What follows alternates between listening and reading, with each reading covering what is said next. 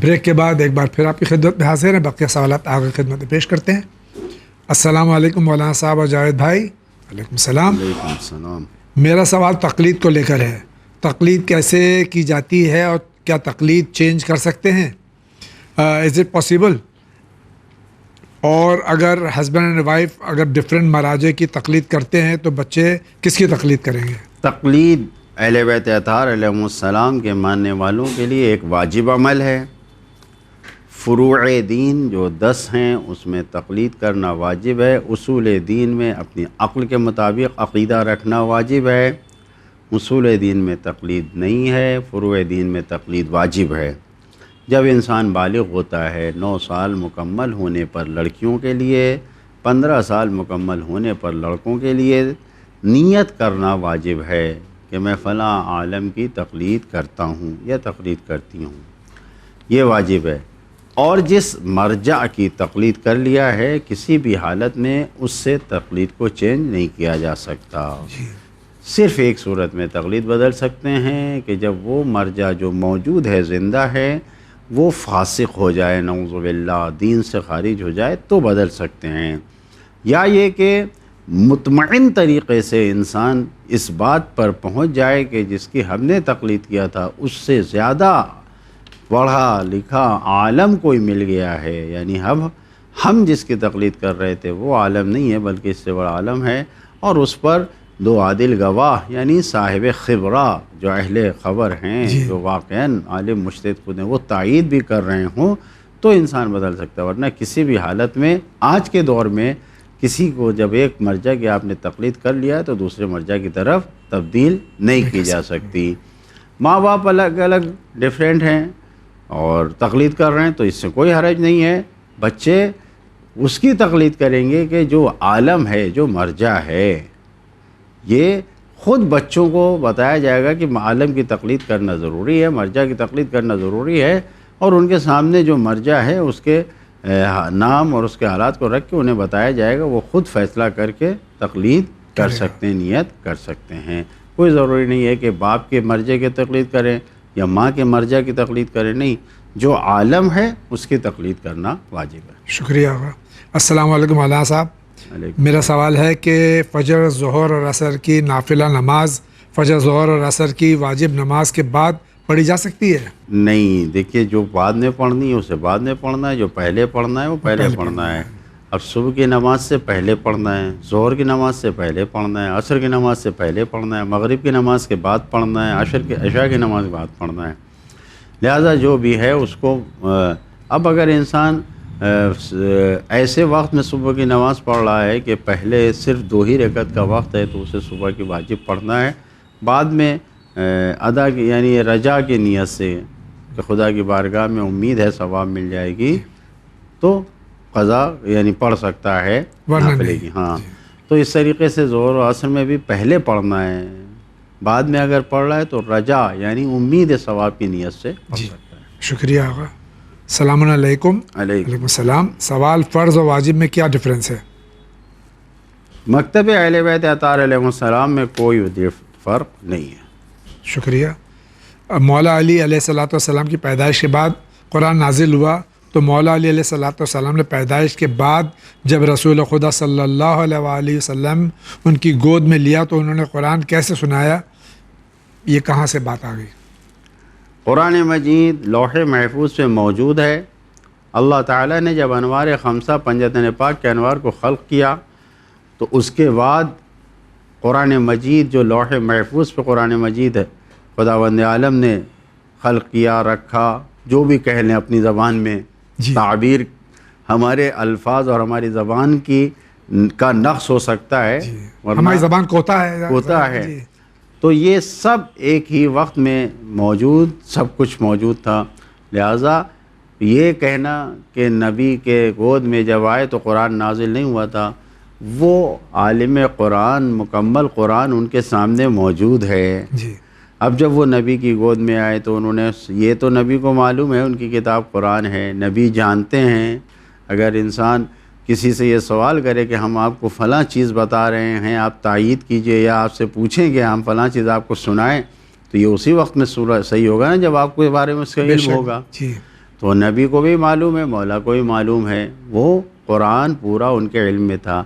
دنیا میں صورت جو اس صورت میں نازل ہوا ہے، یہ نبی کی تقلیدی جو زندگی ہے، تبلیغی زندگی ہے 23 سال کی، اس میں نازل ہوا ہے، ورنہ اصل قرآن موجود تھا، مولا علی کے علم میں بھی تھا اور نبی کریم کے علم میں بھی۔ بے شک، بہت بہت شکریہ۔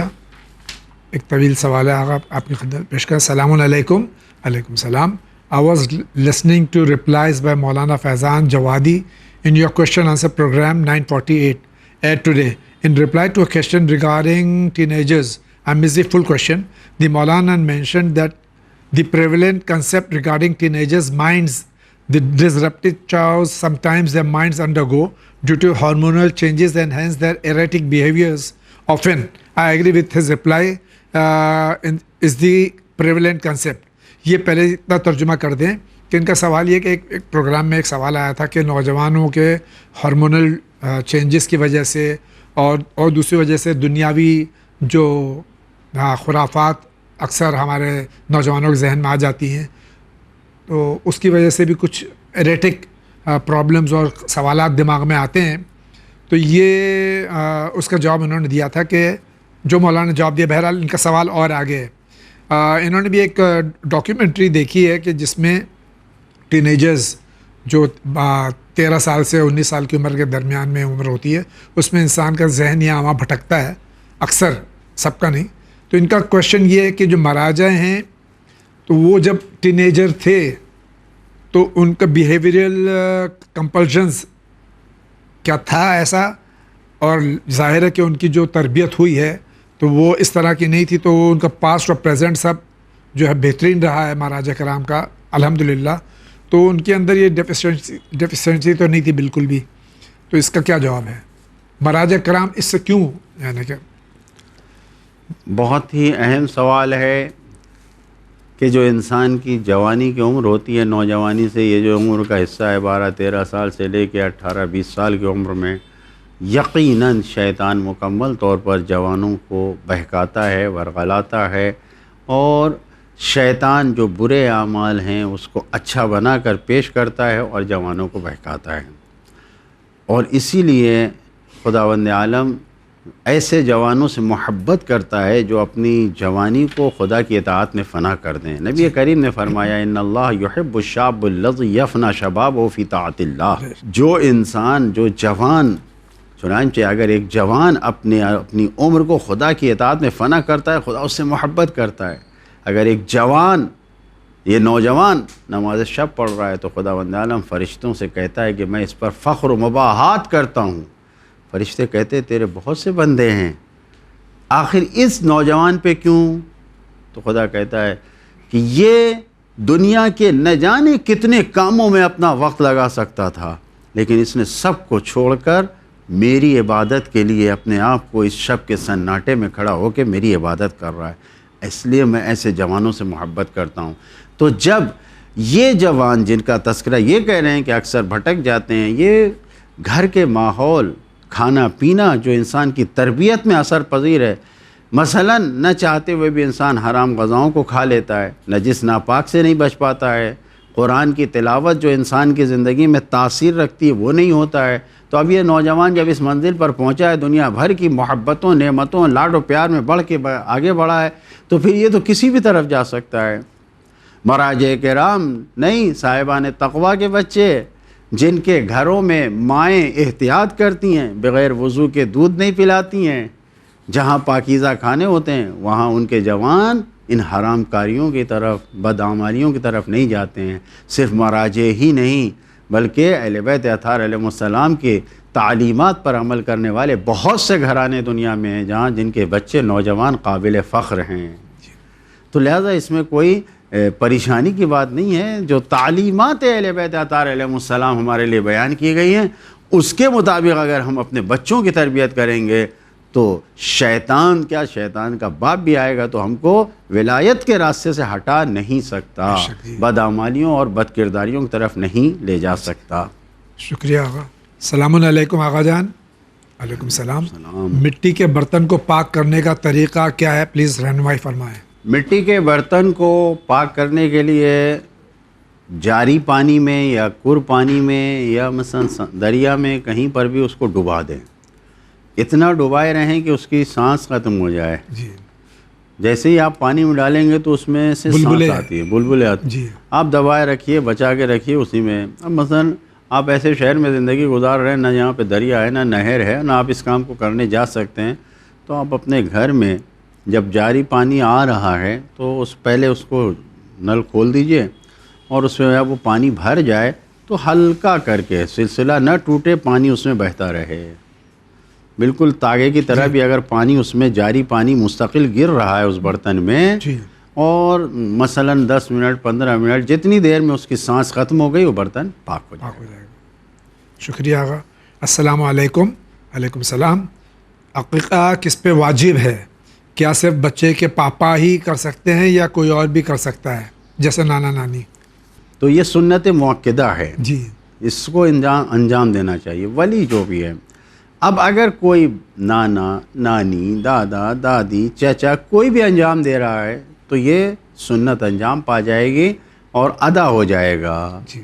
انجام دینا چاہیے. اسی لیے تاکید ہے، جو روایتیں ہمارے درمیان موجود ہیں، سرکار نبی کریم صلی اللہ علیہ وآلہ وسلم کا فرمان یہ ہے کہ 7ویں دن عقیقہ کر دو، کیونکہ یہ ساری زندگی کا بیمہ ہے، انشورنس ہے تمہارے لیے کہ یہ بچے کی صحت و سلامتی کی گارنٹی ہو جاتی ہے.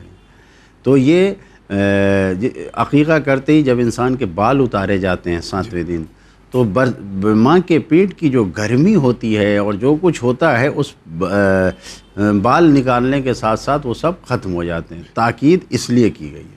ہاں، اسی کے ساتھ میں اکثر یہ دیکھا گیا کہ جن کا عقیقہ بچپن میں نہیں ہوا ہے اب وہ خود اس قابل ہو گئے ہیں تو اپنا عقیقہ خود کر سکتے ہیں. کروا سکتے ہیں، بالکل کروانا ہی چاہیے. اس سنت کو ادا کرانا چاہیے. اور ہم نے خود اپنی زندگی میں کئی لوگوں کا عقیقہ کروایا ہے.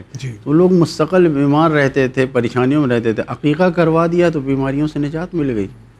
یعنی جو ہم نے بچپن کے لیے حدیث پڑھی تھی ہم نے وہی بتا دیا، اور نتیجہ یہ ہے کہ 25 سال کی عمر میں، 30 سال کی عمر میں، 40 سال کی عمر میں عقیقہ کیا ہے اور وہ واقعی بیماریوں سے انہیں نجات ملی. شکریہ آقا. السلام علیکم. علیکم السلام. علیکم السلام. I wish to get the following books. Would you please send me the book about the life of Hazrat Ali alayhi salam, the book about the life history of Anbiya alayhi salatu wassalam in 2 volumes. Looking forward to hearing from you soon. Thank you. Best wishes to Channel Win team. آپ کی یہ خواہش admin تک پہنچا دی گئی ہے، دیکھیے کیا فیصلہ کرتے ہیں. آپ کا بہت بہت شکریہ. السلام علیکم. علیکم السلام. مجھے پیسہ بھجوانا ہے، میری امی جی نے دیا ہے، دینے کو اپنا نمبر سینڈ کر دیں یا QR کوڈ بھیج دیجیے. آپ کے اسکرین پہ پورا QR کوڈ بھی آ رہا ہے اور پوری تفصیلات آ رہی ہیں. آپ یہاں پر اپنا یہ پیسہ انشاءاللہ بھیجیے. اسی کے ساتھ میں ایک بار پھر عرض کر دوں، یہ چینل ون آپ کا چینل ہے جو پیغام انسانیت یعنی پیغام محمد اور آل محمد علیہ الصلاۃ والسلام دنیا میں پہنچانے کی پوری کوشش کر رہا ہے. آپ کے عطیات، آپ کے ڈونیشنز، آپ کے سہم امام سے یہ چینل چلتا ہے، اور ہمارے پاس مراجع کرام کی جائز ان کے ہمارے اجازے موجود ہیں جو اسکرین پہ آ رہے ہیں. آپ برائے مہربانی اس کی ہر ممکن آپ اس کا تعاون کیجیے، اس کی مدد کیجیے. بہت بہت شکریہ. السلام علیکم. علیکم السلام. اگر سجدے کی حالت میں یا پھر سجدے سے سر اٹھانے کے بعد شک ہو کہ پہلا سجدہ ہے یا دوسرا سجدہ ہے تو ایسی صورت میں کیا کرنا چاہیے؟ اگر اگلے عمل کی طرف مثلا تشہد شروع نہیں کیا ہے یا پہلی رکعت تھی ابھی کھڑے نہیں ہوئے قیام کے لیے، جی، تو پہلے سجدے پہ بنا رکھتے ہوئے کہ ایک ہی سجدہ انجام دیا ہے، دوسرے سجدے کو انجام دے کے نماز کو کنٹینیو. لیکن اگر دوسرے سجدے میں تشہد پڑھنے لگا انسان تب شک ہو رہا ہے، اگر قیام کے لیے کھڑا ہو گیا ہے تب شک ہو رہا ہے، تو پھر اعتنا نہیں کرے گا اپنے شک. اور اسی طریقے سے جو کثیر الشک ہو وہ بھی اپنے شک کے اوپر توجہ نہیں کرے گا، نماز کو کنٹینیو کرے گا. شکریہ آقا. السلام علیکم. علیکم السلام. امام رضا علیہ الصلاۃ والسلام کا پراپر نام کیا ہے؟ کوئی رضا کہتا ہے، کوئی رضا کہتا ہے، کوئی رضا کہتا ہے. میں نے میرے بیٹے کا نام امام رضا علیہ الصلاۃ والسلام کے نام سے رضا رکھا ہے. صحیح کیا ہے؟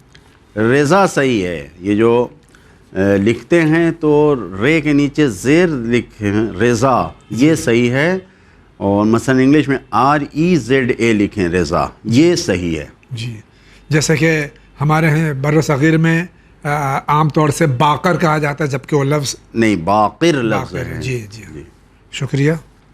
کوئی یہ نہیں کہتا ہے کاظم. جی کاظم. جس طریقے سے کاظم ہے جی ویسے ہی باقر بھی ہے. جی شکریہ آقا. السلام علیکم. وعلیکم السلام. میرا یہ سوال ہے کہ کیا چیس کھیلنا حرام ہے، چاہے پیسوں سے ہو یا بغیر پیسوں کے شرط کے؟ آیت اللہ العظمیٰ آغا سیستانی دامت ذلوں کے نزدیک جائز نہیں ہے. شکریہ آقا. السلام علیکم مولانا. وعلیکم السلام. میرا سوال یہ ہے کہ دوسرے اسٹوڈنٹس کا اسائنمنٹ لکھنا جس پہ پیسے ملتے ہیں، کیا یہ حرام ہے یا جائز ہے؟ ڈیلی بیس پر 670 روپے ملتے ہیں، کیا یہ صحیح ہے؟ جائز نہیں ہے، یہ کام جائز نہیں ہے. کسی کی تعلیمی صلاحیت کو دوسرا انسان لکھ کر پیسے لے کر بڑھائے تو اس کو، اور پھر یہ امتحان ہیں، یہ سب کچھ ہے، وہ جائز نہیں ہے، یہ کام نہیں کرنا چاہیے. شکریہ. السلام علیکم مولانا صاحب. میرا سوال ہے کیا لڑکی جب پریگننٹ ہو تیسرے مہینے میں سفر نہیں کر سکتی؟ ایسا کچھ بھی نہیں ہے. اگر ڈاکٹر منع کر رہا ہے، اور ڈاکٹری اصول کے مطابق ہوتا ہے جی کہ کچھ کنڈیشنز لیڈیز ڈاکٹر بتاتی ہیں ایسی عورتوں کو، تو اس کے مطابق عمل کرنا چاہیے، ورنہ شریعت کے لحاظ سے کوئی پابندی نہیں. نہیں ہے. شکریہ. اچھا، دوسرا سوال یہ کہ کیا لڑکی کو شادی کے بعد پہلی محرم اپنے میکے میں کرنا چاہیے یا چاند میکے میں دیکھنا چاہیے؟ اس کے بارے میں شریعت کیا کہتی ہے؟ شریعت کا کوئی حکم نہیں ہے. جو جہاں پر رہ سکتا ہے.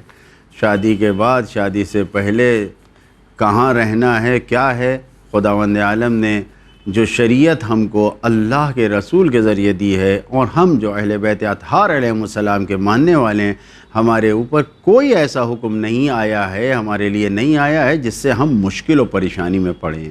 لہٰذا چاند کہاں دیکھیں، کیا، سب آزاد ہیں. جس طریقے سے یہ جو قانون بنائے ہوئے ہیں، یہ سماج اور معاشرے نے بنائے ہیں، اس کے اوپر عمل نہیں بھی کیا گیا تو کوئی حرج نہیں ہے. شریعت کا یہ حکم نہیں. السلام علیکم. علیکم السلام. میرا سوال ہے کہ جمعے کے دن اپنے محلے کی مسجد چھوڑ کر جمعے کے دن جمعہ پڑھنے جمعے والی مسجد میں جاتے ہیں، وہاں پر نماز ادا کرتے ہیں، اذان دیتے ہیں، اور پر جو محلے کی مسجد ہے اس میں نماز یا اذان نہیں ہوتی، تو اگر کوئی جمعے میں نہ جا سکے اور اپنے پاس کی مسجد میں نماز پڑھے تو اس مسجد میں اذان اور اقامت دینا کیسا ہے؟ کوئی حرج نہیں، دے سکتے ہیں. السلام علیکم آغا. علیکم السلام. میرا آپ سے ایک سوال ہے، وہ یہ کہ مجھے پتہ نہیں تھا کہ میرے اوپر غسل واجب ہو گیا ہے، اور میں نے اس حالت میں نماز صبح سے لے کے عشاء تک پڑھی، وہ بھی مسجد میں اور نجس حالت میں. مجھے اس بات کا علم نہیں تھا کہ میں نجس ہوں، تو کیا میں گناہ گار ہوں اور مجھے اس دن کی قضا نماز پھر سے دہرانی پڑے گی؟ یقیناً یہ کام اگر آپ جان بوجھ کے کرتے تو گناہ ہوتا. لہٰذا آپ کو علم نہیں تھا تو گناہ نہیں کیا آپ نے. لیکن نماز حالت نجاست میں نہیں ہو سکتی، تو جو نماز آپ نے نجاست کی حالت میں پڑھی ہے اس کو قضا کرنا پڑے گا. السلام علیکم مولانا. وعلیکم السلام. میرا سوال یہ ہے کہ ایک لڑکا ہے جو مجھ سے شادی کرنا چاہتا ہے، وہ کہتا ہے کہ میں شادی کروں گا آپ سے، اور کچھ باتیں ہو جاتی ہیں جس سے وہ خوش رہتا ہے. وہ چاہتا ہے کہ میں شادی کروں، پر مولانا میرے دل میں نہیں رہا کہ میں بات کرتی ہوں تاکہ وہ خوش رہے، پر نہ جانے کیوں میرا دل اس چیز پر گواہی نہیں دے رہا ہے میری شادی اس سے ہو، تو مجھے کیا کرنا چاہیے؟ بہتر یہ ہے کہ آپ اپنے بزرگوں سے رائے مشورہ کیجئے، اور اگر واقعاً صرف آپ کی باتوں پہ وہ انسان خوش ہو رہا ہے تو اگر وہ مستقبل میں آپ کی زندگی کا اچھا ساتھی اور شریک بن سکتا ہے تو آپ اس کو اپنائیے، ورنہ کسی کو دھوکے میں نہیں رکھنا چاہیے. بزرگوں سے بات چیت کر کے آپ اپنے زندگی کے لیے آگے قدم بڑھائیے. شکریہ. السلام علیکم. وعلیکم السلام. My question is, unfortunately I have 12 years of qaza namaz and I want to clear them as soon as possible. So please tell me the shortest method to perform qaza namaz. Things that I know are, please correct me if I am wrong. یہ ان کی 12 سال کی نماز قضا ہیں، اور ان کو short اس میں بتا دیجیے کہ کس طرح سے کم جو واجبات اس میں ہیں اس کو چھوڑ کے نماز کس طرح سے ادا کریں. دیکھیے، جتنی نماز واجب ہے، قضا ہوئی ہے، اس کو ادا کرنا واجب ہے.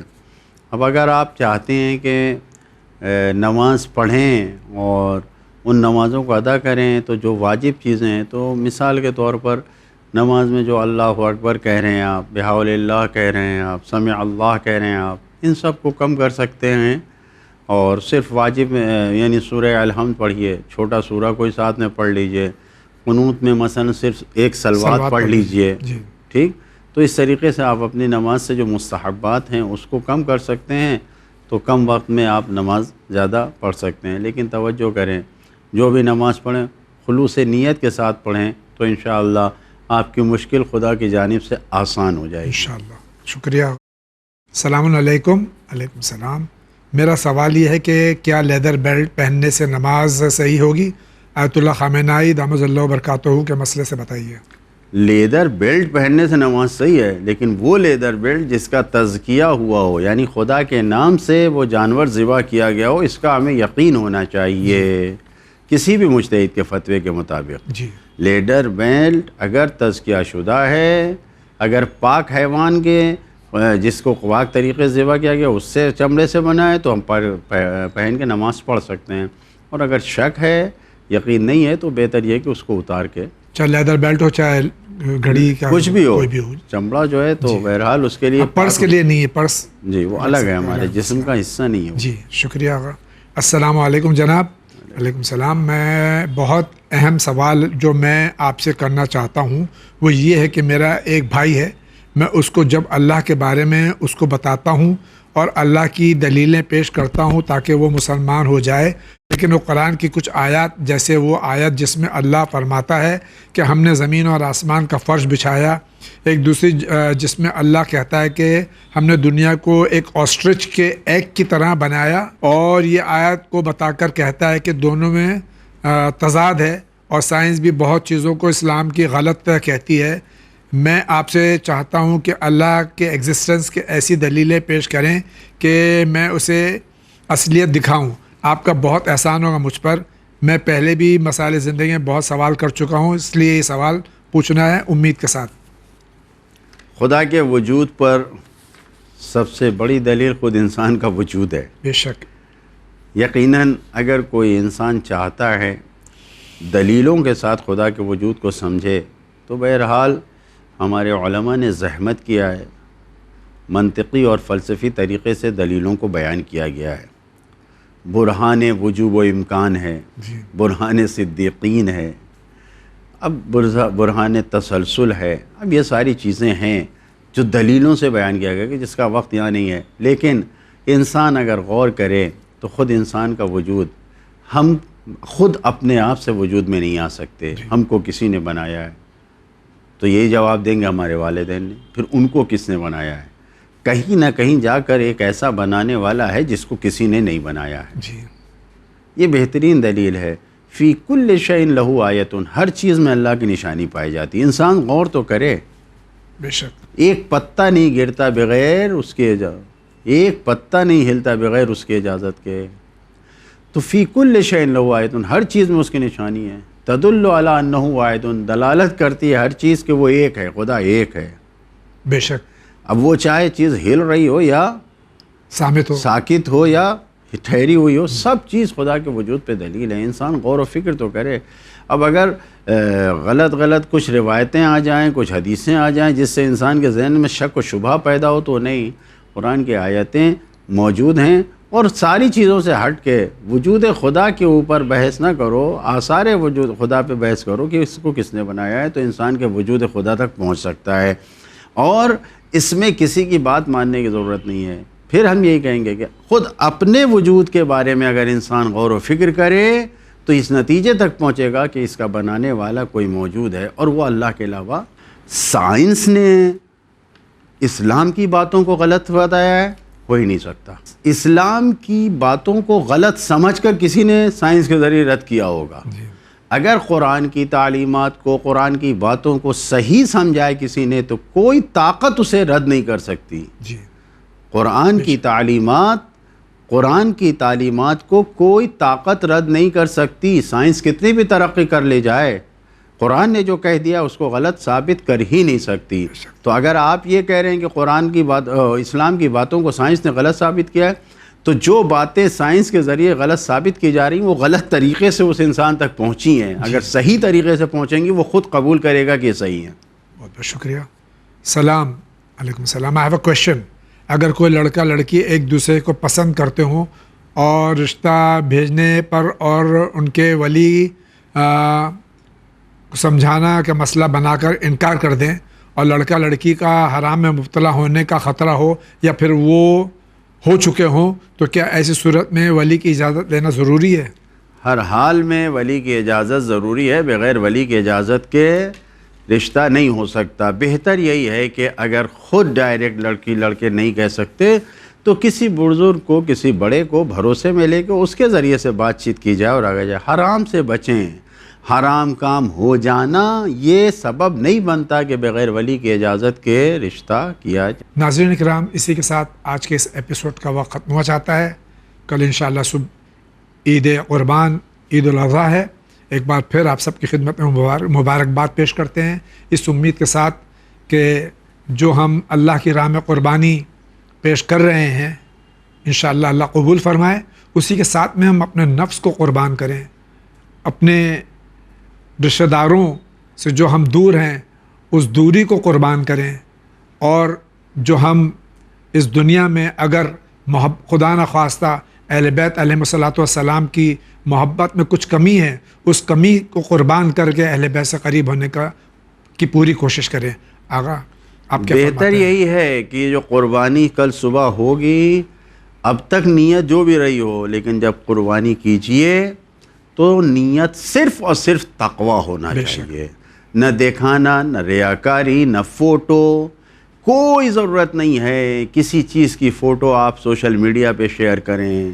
ہمارے ملک کی سیاست کا تقاضا یہ ہے، بلکہ انسانیت کا تقاضا یہ ہے کہ ان چیزوں کی چیزیں فوٹو پر نہ آئیں. بے شک بالکل نہیں، بالکل سوشل میڈیا پر نہ آئیں، کہیں نہ ڈالیں آپ، بلکہ خدا کی بارگاہ میں قبول ہو. اور خدا کی بارگاہ میں آپ کا گوشت اور یہ جانور نہیں قبول ہوگا، تقویٰ قبول ہوتا ہے. انما یتقبل اللہ من المتقین.